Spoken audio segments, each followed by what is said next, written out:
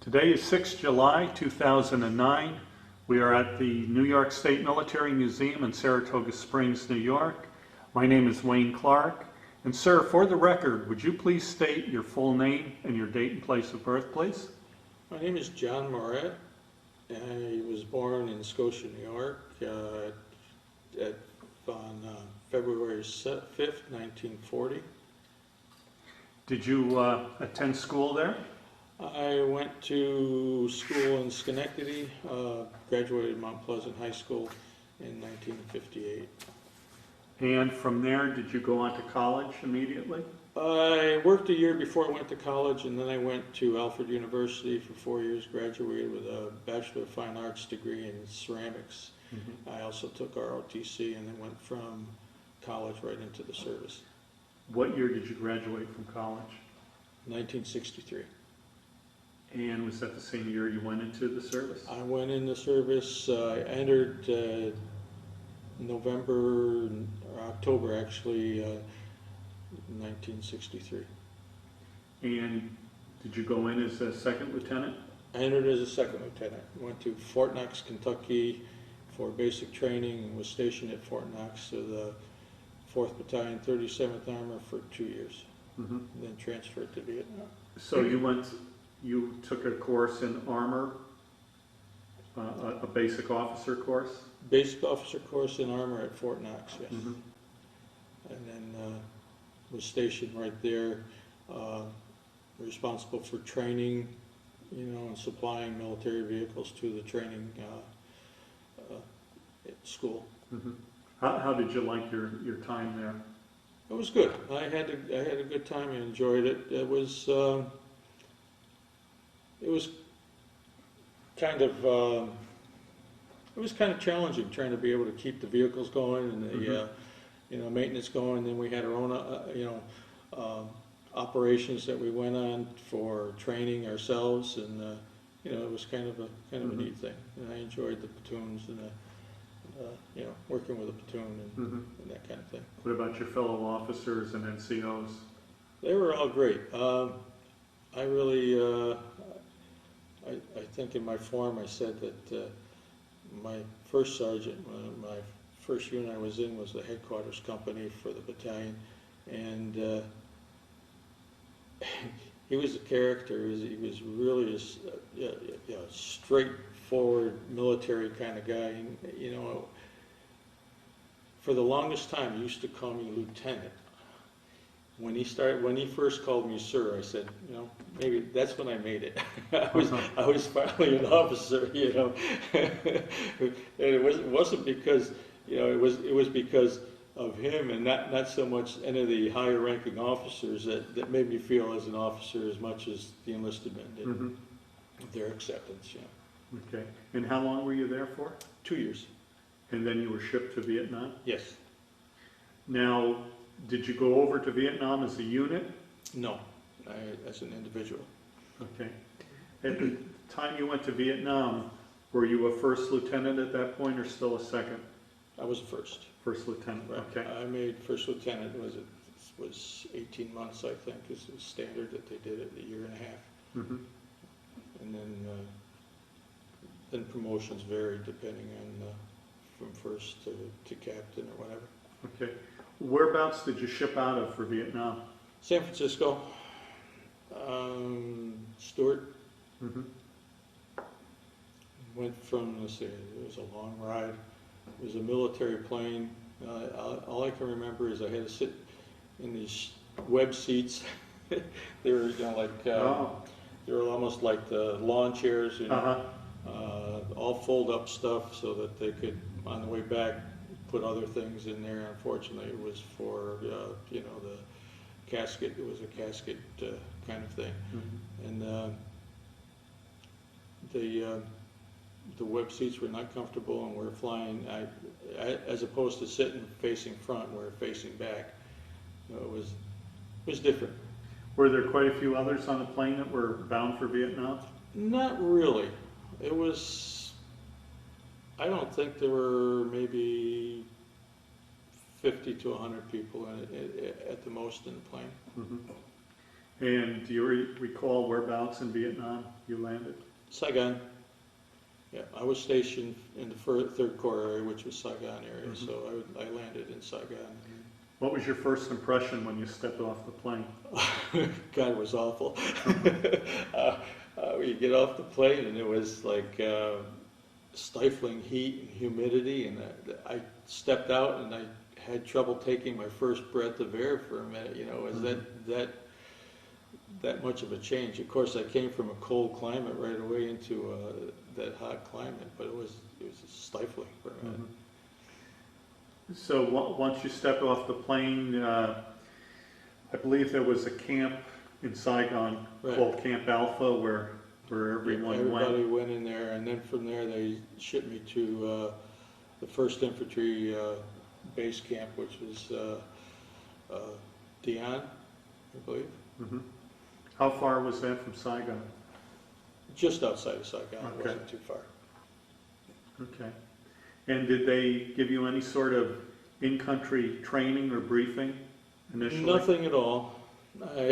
That's what one of the things that really surprised me. I mean, I had no real training. I went right from getting off the plane to processing to my unit, and then 2 days after that we went out on an operation. And it was... What was that first operation like? Initially it wasn't bad. You know, it was more almost like going out on an operation, training operation at home in the States. But I was lucky enough to be the junior officer at the time in there, and I had the night radio watch, and the second night we were out, we were mortared, and all I can remember is that all the radios were on and everything before my feet touched the ground.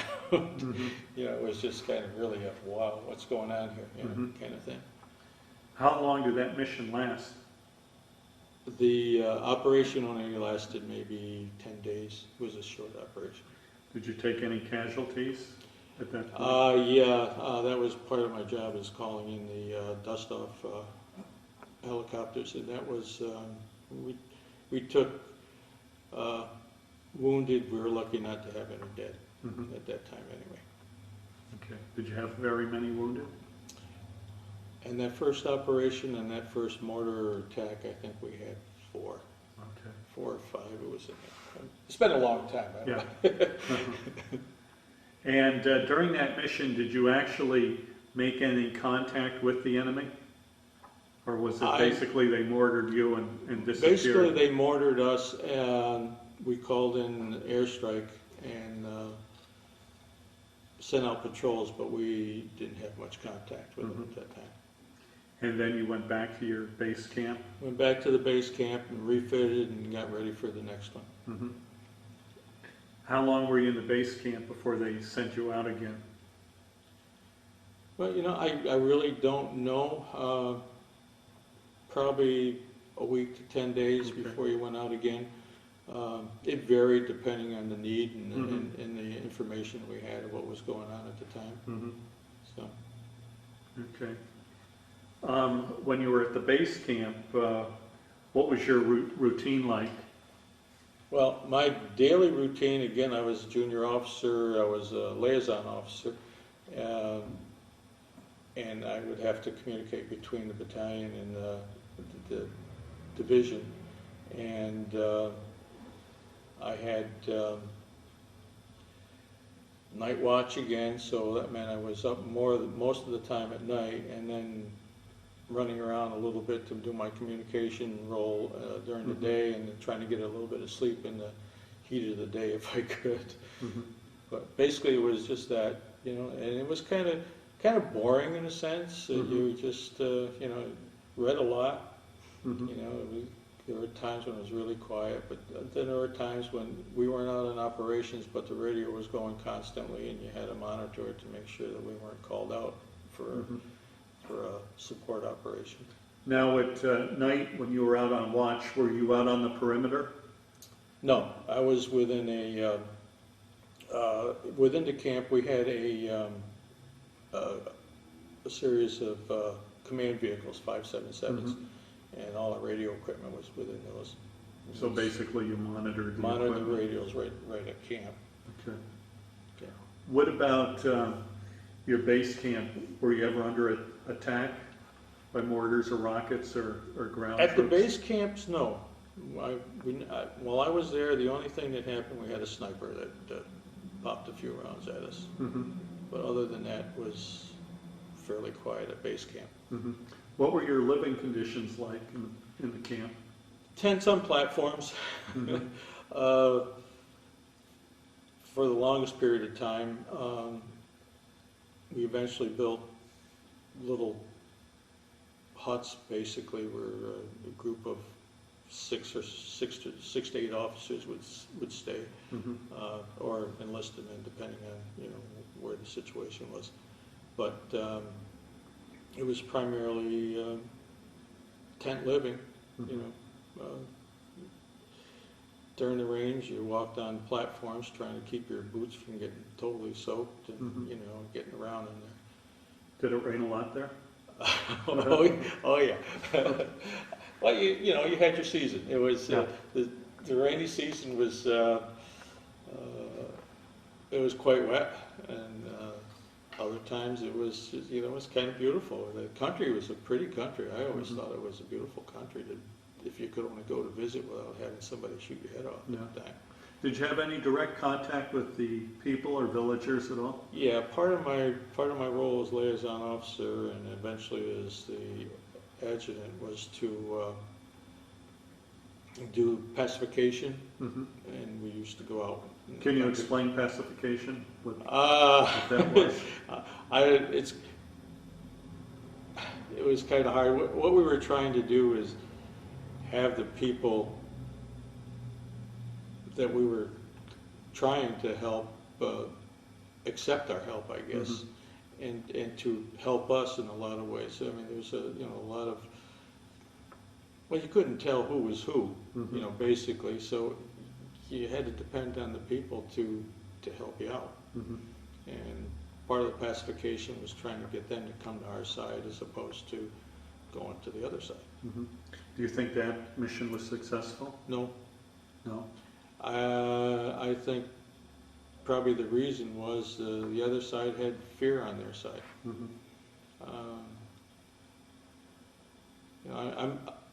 I'm looking at this in the military kind of way, where everybody else, when I came home, was looking at it in a political way. I felt that we were there to help the people, and we did everything we could to do that. And while, and we were trying to do it in a nice way, and what happens with the other side trying to pacify the people was that they were threatened all the time. They had no choice. But their family life was in jeopardy. You do what you do to protect your family. Yes. And I don't blame them. Now, who was your enemy? Were you fighting against the Viet Cong or NVA regulars? Primarily Viet Cong, but we had some NVA regulars there as well. We had cadres of them. There are a number of large units that we eventually engaged, but most of the time it was a small unit activity. Do you want to talk about any of those engagements?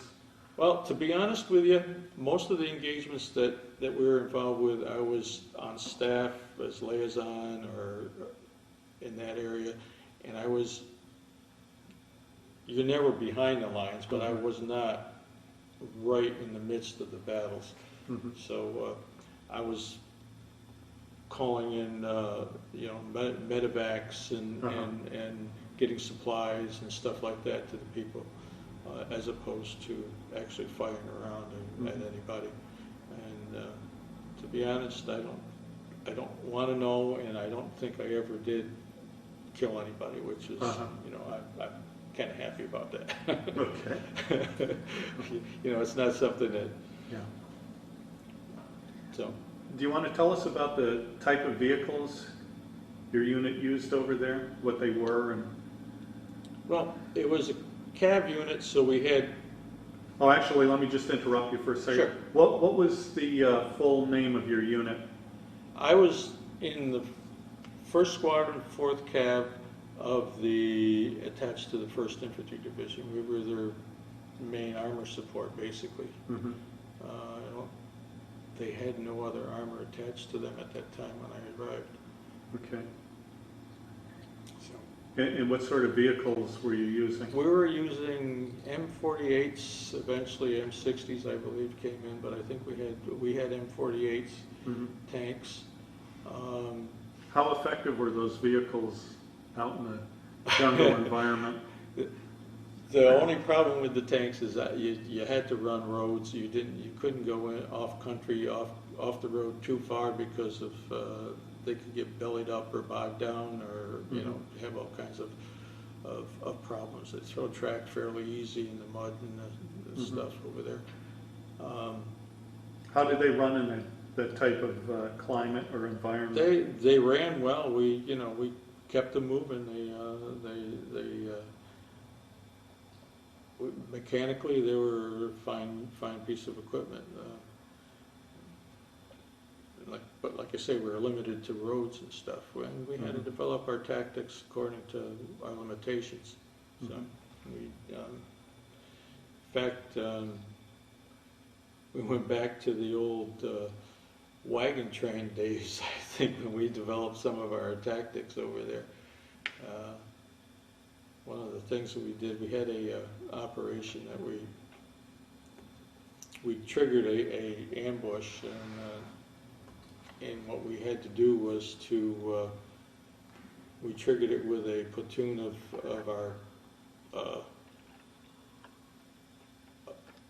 cav troop, and then the rest of the troop was in reserve in the back, plus another 2 troops that we had. And what we did was, once it was triggered, we had to almost form a circle, like the wagons do. We called it a herringbone. We had to be a little bit different.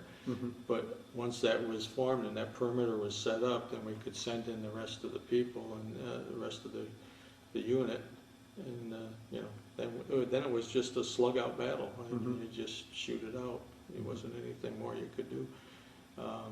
In most cases, when we knew we were going to trigger it, when we figured on triggering an ambush, we would also have at least 2 companies or more of infantry ready to go, be airdropped in behind the activities, see if we could, entrap the Viet Cong. But sometimes it worked, sometimes it didn't. What about battle damage on your vehicles? Anything serious or? At the time I was there, they just started getting the anti-tank shoulder weapons and things. Was the RPG effective against? It was to a point. Head on it wouldn't do much, but if the tank was hit on the side or in a more vulnerable area, we had one tank where you could see a hole where it entered is about the size of a dime or quarter, and on the inside it was just shrapnel just all over the place. It just kind of blew the whole inside of the tank apart, and which annihilated the crew, unfortunately. But some of those things are quite deadly, and of course we had to start riding on top of the vehicles because of the landmines below them. But we weren't used to. They didn't pad the ceiling well enough for the vehicles. Now, were you ever on a vehicle that ran over a mine? No.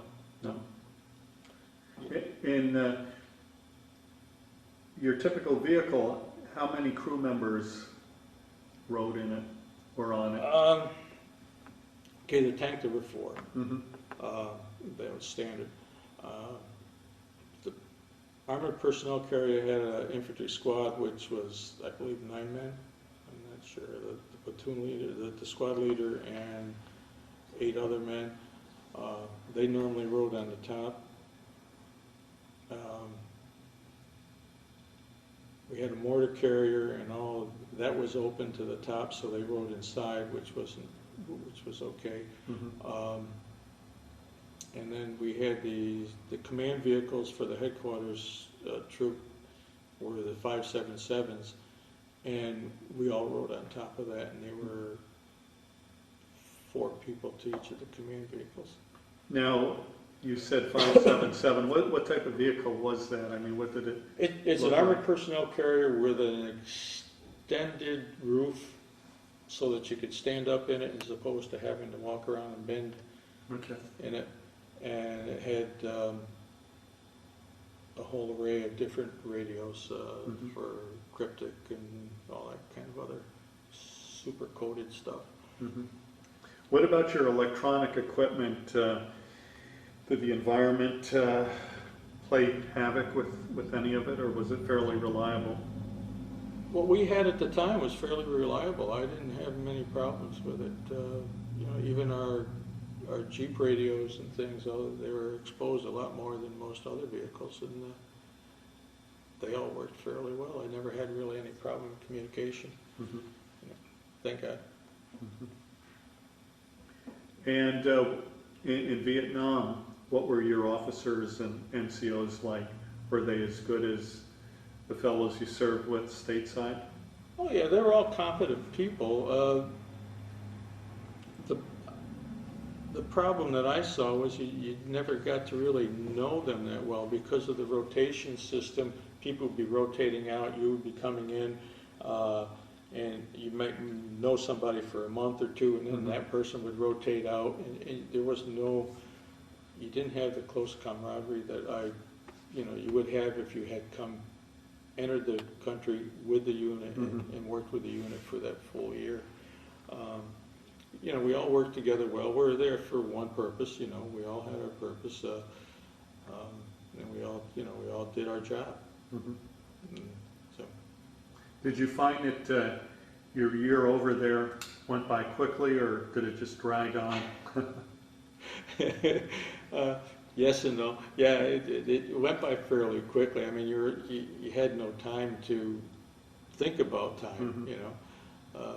But yet it went by kind of slow too. I mean, you know, in a war situation, I don't know about anybody else, but you know, it's not something I ever wanted to really do. I mean, I knew I had to at one time or another if I was in the service, but you know, when I was there, I said, you know, this has got to hurry up.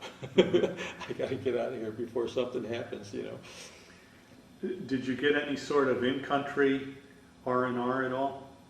Nothing in country. I only had 5-day R&R in Bangkok, and that was towards the end of my tour. And probably if I wasn't the adjutant at the time, I wouldn't have gotten it because I was getting too close to them, or they wouldn't. Am I moving too much? Oh no, not at all. Okay. Now, what was Bangkok like? Was there a big difference between Bangkok and Saigon, or were they quite similar? Well, they're kind of similar, I think. You know, it was just that you didn't have to carry a gun. It made it a lot more friendly. Or, you know, it was just a nice country. I was an art student when I was in college, so you know, a lot of the architecture and the sculpture and the temples and stuff were all things I studied, and it's stuff that I wanted to see. So it was kind of neat to be there for that period of time. People were friendly. Of course, they always wanted your money, but that's part of the tourist trade anyway. Yeah. Now, you mentioned you had a background in art. Did you do any drawing or painting while you were over there? No, you know, I never had much. I had a lot of time, but I didn't have the things with me at the time to do it. And actually, to be honest, it never even dawned on me. Now, did you get to take many trips into Saigon at all? Off again, on again, yeah. Never got to spend more than a couple hours in there, though. Okay. I wasn't able to say like take a day and go in for a day of touring around and shopping and stuff like that. I was always, if I was in there, I had to go to the embassy or something like that for kind of a briefing or whatever, you know, Mhm. but other than that, no, I didn't, I never went in there for much of anything more. Mhm. Did your unit experience any problems with race or drugs at all while you were there? You know, I was a little naive, they probably did, but I never saw anything, Mhm. when I was there. I remember going through a field one time and I looked down and it was just a field of marijuana. Uh-huh. But I don't ever remember having those kind of problems, Mhm. you know.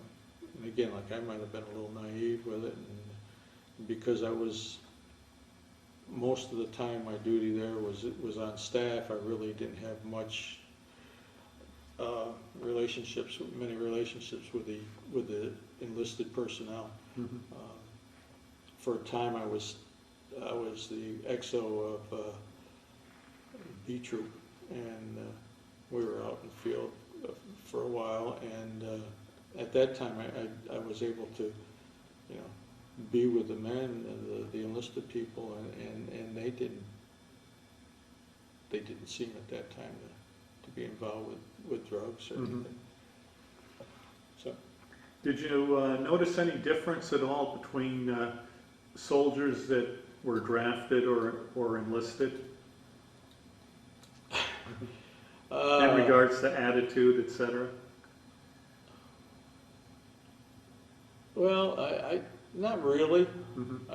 I think they were all there because they had to be, and that you know, they just as soon get out as soon as possible. It's I never looked for that in them anyway. Okay. You know, it wasn't one of those things when I was with the troop, my B troop. I never looked at them other than that they were people working for me, Mm-hmm. and they all did their job. Okay. What about like USO shows or? Never saw one. I was always someplace else. Uh-huh. So you missed out on Bob Hope? Yeah, Bob missed me. I know a lot of the units, there'd be like traveling Korean bands that would stop by different units. I know there were a few, you know, they'd come to division headquarters, but we were maybe 20 miles away from division itself. Our base camp was about 20 miles away, and we didn't get to see much of anything. Mm-hmm. The only people every once in a while, you know, one would come in, we'd send some of our enlisted people in. Mm-hmm. But most of the time we were either at the base camp or off someplace doing something. Mm-hmm. What was your food like in base camp? Did you have a regular It meal? wasn't too bad, you know. It was a decent meal. I mean, I wasn't used to, you know, rich foods to start with, but. Mm-hmm. So, you know, the food that I had was good. It was kind of funny, a little story. My grandmother, who was Italian, used to send me salami and pepperoni, which always came out very greasy by the time I got to it because of the heat, but it, you know, it was pretty well preserved. I used to be able to get rid of that, and we finally set up a barbecue area where we could barbecue when you could get some fresh chicken and stuff. And so I'd take all that and I'd trade it for chicken, and we had chicken barbecues. But you know, that was all part of the deal, I guess. Uh-huh. But the meals were fairly good. Yeah, Mm-hmm. I never had any complaint. You know, you were always hungry, so you know, if you're hungry, you're going to eat. Yeah. Did you have any sort of club? Yeah, we eventually built a small officers club on our base in Phu Loi. We also built a NCO club. Mm-hmm. But it was, you know, you just went in there, sit and talk, maybe played cards if you had the time, or have a drink, and then go back out. It wasn't a place where, you know, unlike, you know, the places that we have that they have in the States, you know, we had bands and all that, you know. Were you? It was more like the mass kind of Uh-huh. thing, if you ever remember that. Mhm. Were you married at the time? No, no, Okay. no. I was single, had nobody but myself to worry about, which Mhm. was good. Mhm. And you spent a full year in Vietnam?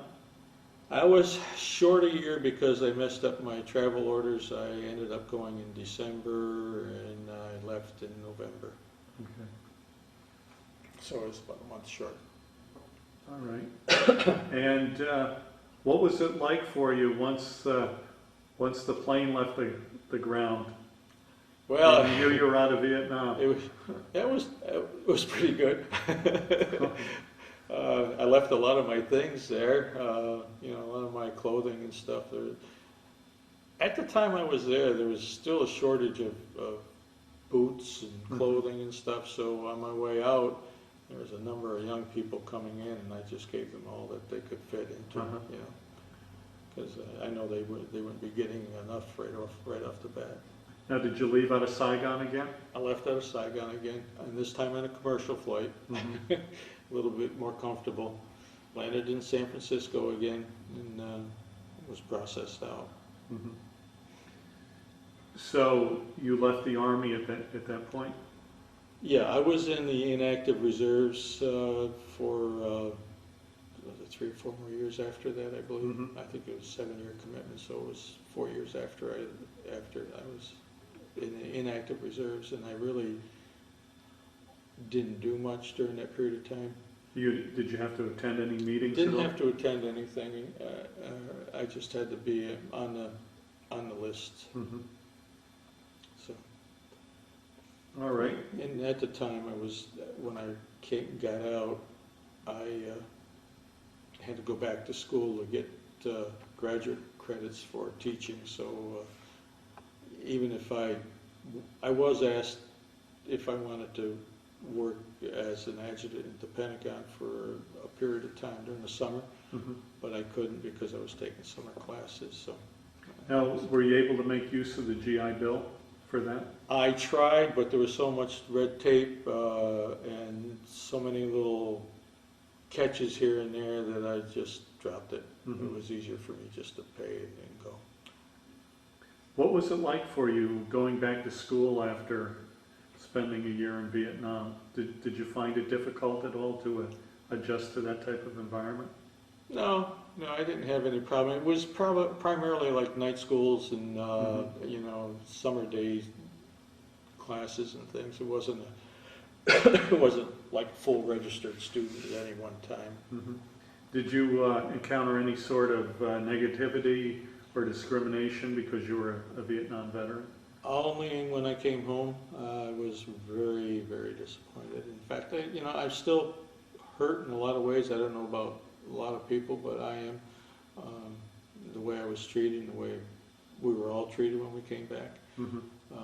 We were there because we were told to go there. It wasn't. Nobody wants to go to war. I don't care who they are. If they say they want to go, they're a little off one side. But we all went there, did what we were asked to do as best we could, and came home. And then I came into San Francisco, was processed out, went to the airport, bought a full ticket, a full first-class ticket home. Mm-hmm. Got into New York. They kept bumping me and bumping me and bumping me until the last flight out. And at that point, I had it, and I threatened to have a scene right where we were, if I didn't get on the flight. I got on the flight, and once I got on there were still three or four seats empty. Mm-hmm. So, they were just bumping me because I was in uniform.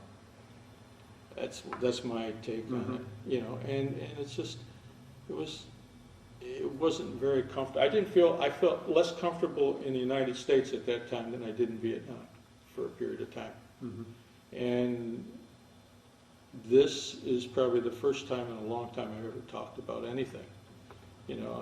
My family probably doesn't know half of what I'm telling you right now. Mm-hmm. I belong to a group of people. I do a lot of American Indian things, And one of the groups I belong to is a veterans group called the Haluska it's a southwestern group of people. And that's the only place I've ever worn my medals, because they're the only people who accept you. Mhm. So. Okay. Did you join any veterans organizations? No, I didn't. No, I was turned off when I came home to even become part of anything. Mhm. And at that time too, I had just had so many things going that I just couldn't, I didn't want to get involved with anything else at the time. Okay. Did you stay in contact with anyone you were in the service with? Nobody from Vietnam. Mhm. I have a fraternity brother of mine from college. We went into service together. He stayed in. He did 2 tours in Vietnam, and we were both there at the same time. Never got to see each other, but we've always been friends, and I've always had contact with him. But other than that, no. Okay. So you've never attended any sort of reunions or No. anything like that? Do you know if your unit has had any reunions? The 1st Infantry Division has an officers' reunion every year. They used to, but I don't know if they do that anymore or not now. Mhm. And that always used to be down in New York, and it was always in one of the more expensive places, and I just couldn't afford it. Mhm. Okay. How do you think your time in the service changed or affected your life? I don't know if it did a whole lot. Mhm. You know, I still do what I've always done before, and I don't think I don't know. I never thought of it, but I don't think it's changed. I don't think it's changed me in any way. Okay. Is there anything that we may have missed you'd like to add or touch base on? No, not really. I don't. Okay. It was, my tour was. I wasn't like I said when on the applications and everything else. It was. I didn't do that. Don't consider that I did that much. I was there and I did what I had to do, and and came home, and Okay. nothing very exciting. Actually, speaking of exciting, you did bring some great memorabilia with you. Do you want to maybe grab that crossbow and tell us about it? Well, it was just something that I picked up while we were out. It's just basically a mountain yard crossbow. We operated in the 3rd Corps area. We were on the Cambodian border a lot, and Can you hold up one of those crossbow arrows? darts. Yes. Yeah, there's 2. Okay. And I'm sorry, you want to tell us about? Well, so I just happened to pick one up out there from one of the native people. What were they like, the mountain yards? Actually quiet.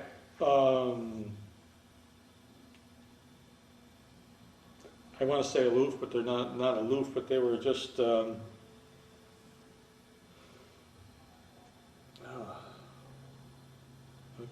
they wanted to not have much to do with us. They'd rather be on their own. They had a simple life, and they wanted to keep it that way. Unfortunately, because of our presence, we were changing their lifestyle, and I think they just didn't like that too much. Mm-hmm. And you also brought some photographs along. Do you want to maybe just hold up a couple of them and just explain where and when they were taken?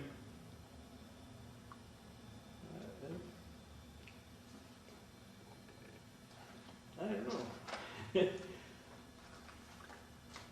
Maybe some of the ones with the your vehicles. Yeah, that's what I was looking for. Here, see if I can find one that's a little.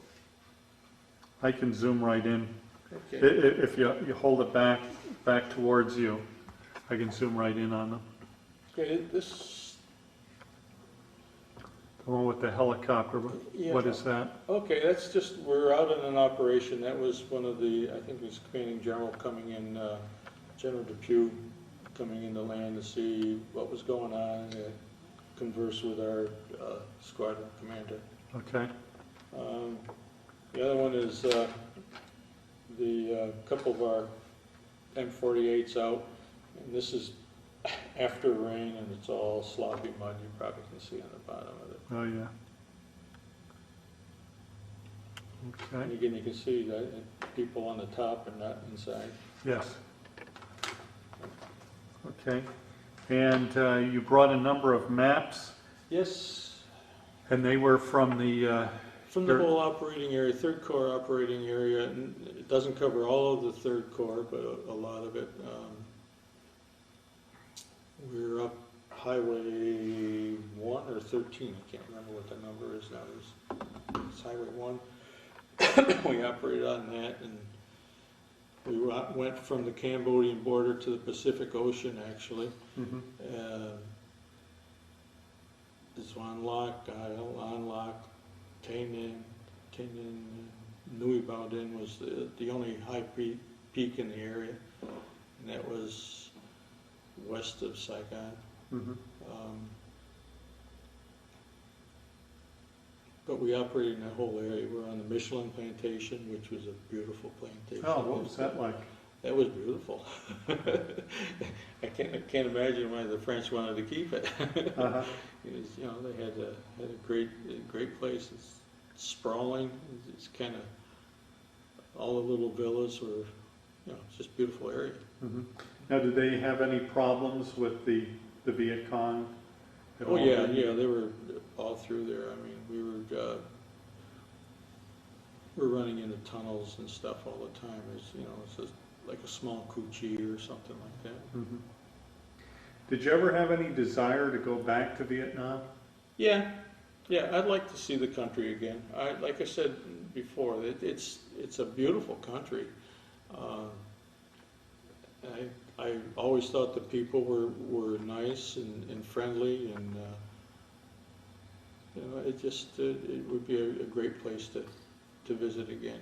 Mhm. I don't think that anything that I had anything to do with, any of the buildings that I were in or anything are standing now, but Mhm. you know, I don't even know if I'd recognize the highway we were on. I'm sure it's changed. Yes. All right, well, thank you so much for your interview. You're welcome.